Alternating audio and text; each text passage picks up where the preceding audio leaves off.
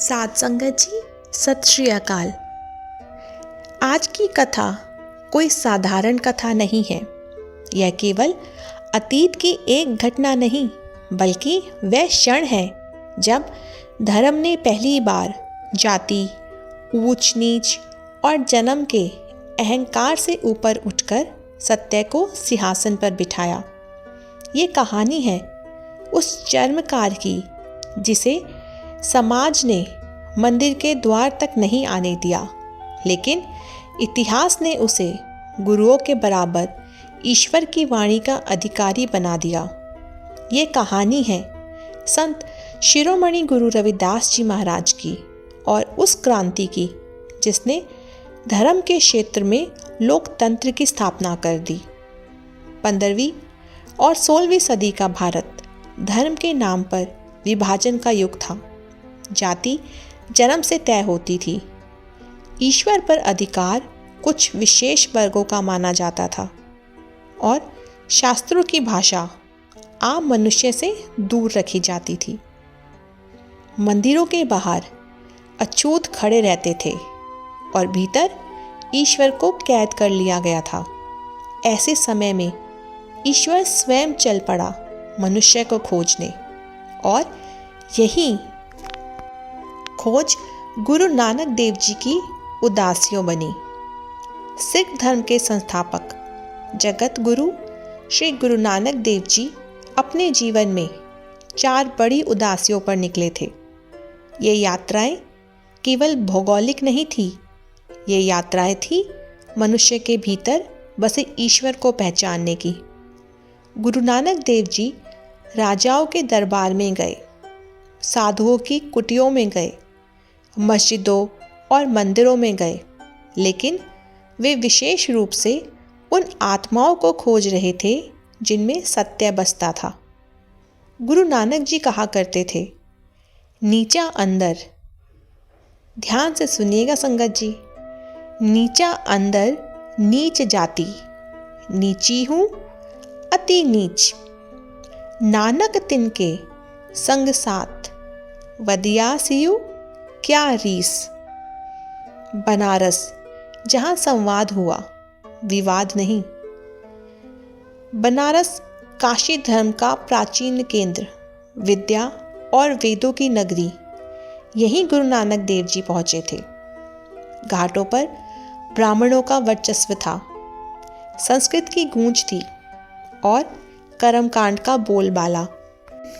लेकिन इन्हीं घाटों के पास एक साधारण सी झोपड़ी में एक असाधारण आत्मा रहती थी, संत रविदास। संत रविदास जी मोची नहीं, महापुरुष थे। रविदास जी पेशे से चरमकार थे। समाज उन्हें अछूत कहता था, लेकिन उनकी वाणी राजाओं के मुकुट से ऊंची थी। वे कहते थे, मन चंगा तो कटौती में गंगा। उनका ईश्वर मूर्ति में कैद नहीं था, उनका ईश्वर हर प्राणी में बसता था। जब गुरु नानक देव जी रविदास जी से मिले तो कोई वाद विवाद नहीं हुआ, कोई जाति का प्रश्न नहीं उठा, कोई शास्त्रार्थ नहीं हुआ। बस सत्य ने सत्य को पहचान लिया। दोनों की वाणी एक सी थी, ईश्वर एक है, जाति झूठ है। कर्म से मनुष्य महान होता है, प्रेम ही सबसे बड़ा धर्म है। गुरु नानक देव जी ने रविदास जी की वाणियों को बहुत सावधानी से संकलित किया, क्योंकि वे जानते थे यह आवाज़ आने वाले समय में इंसानियत की ज़रूरत बनेगी। समय बीता।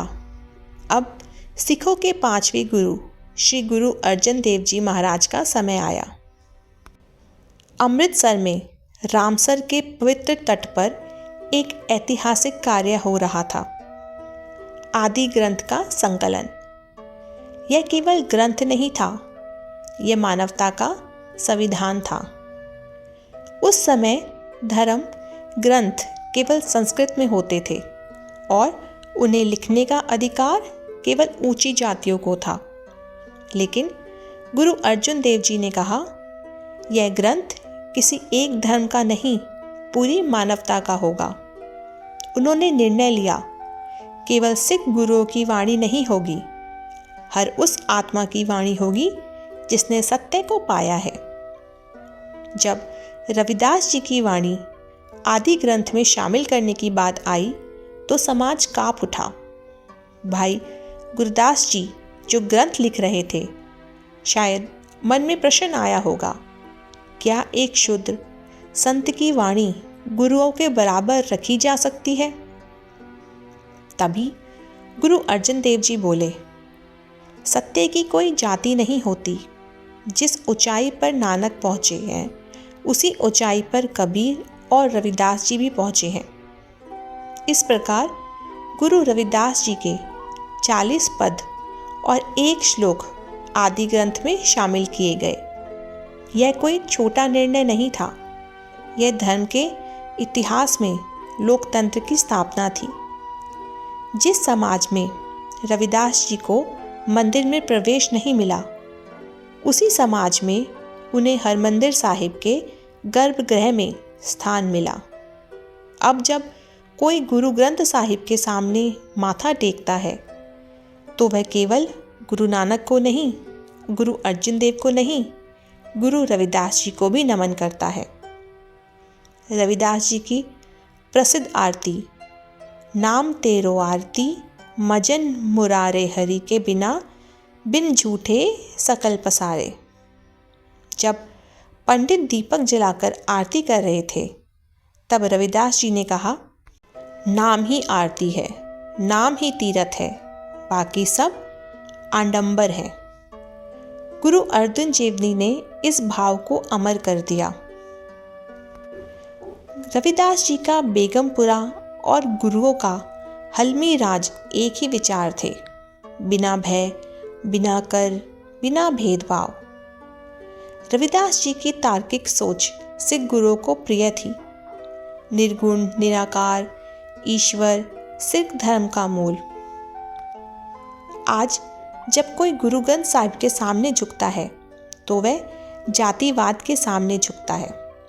वह उस चरमकार के सामने झुकता है जिसने कहा, माटी को पुत्रा कैसे नचत हैं, माटी को पुत्रा कैसे नचत हैं, यह शरीर मिट्टी है, असली शक्ति आत्मा है। गुरु ग्रंथ साहिब ने गुरु रविदास जी को केवल दलितों का नहीं, पूरे संसार का गुरु बना दिया। संगत जी, भूल चूक क्षमा कीजिएगा। वाहे गुरु जी का खालसा, वाहे गुरु जी की फतेह।